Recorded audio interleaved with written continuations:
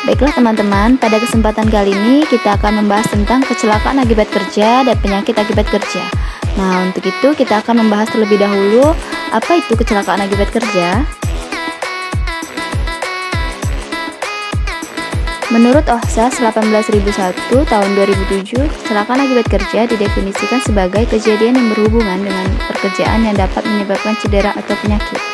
Sedangkan menurut Peraturan Menteri Tenaga Kerja Nomor 3 Tahun 1998, suatu kejadian yang tidak dihendaki dan tidak diduga semula yang dapat menimbulkan korban manusia atau harta benda. Selain itu, kecelakaan akibat kerja memiliki klasifikasi yaitu sebagai berikut: jatuh dari atas ketinggian, kontak dengan listrik, kontak fisik dengan bahan kimia, serta terpapar oleh suara yang keras. Adapun untuk dampak kecelakaan kerja berdasarkan model penyebab kerugian yang dikemukakan oleh Det Norske Veritas tahun 1996, terlihat bahwa jenis kerugian akibat terjadinya kecelakaan kerja meliputi manusia atau pekerjaan, properti, proses, lingkungan, dan kualitas. Selanjutnya di sini kita akan membahas yaitu bagian tubuh yang terkena cedera dan sakit terbagi menjadi kepala, mata, leher tubuh yaitu bahu dan punggung, alat gerak atas yaitu lengan tangan, pergelangan tangan, tangan selain jari, dan jari tangan.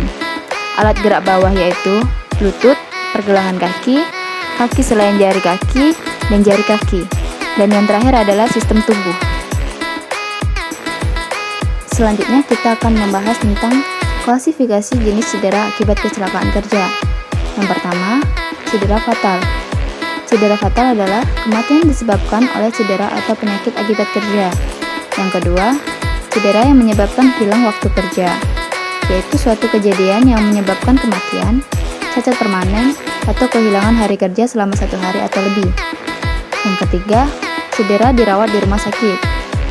Kecelakaan kerja yang ditangani oleh dokter, perawat, atau orang yang memiliki kualifikasi untuk memberikan pertolongan pada kecelakaan. Yang keempat, cedera ringan.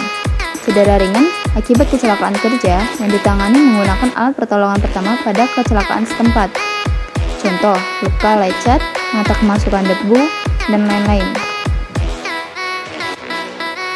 Adapun faktor penyebab terjadinya kecelakaan kerja yaitu sebagai berikut: faktor manusia, faktor material, faktor sumber daya, dan faktor yang dihadapi.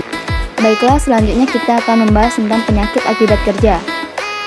Penyakit akibat kerja adalah penyakit yang disebabkan oleh pekerjaan, alat kerja, bahan, proses, maupun lingkungan kerja.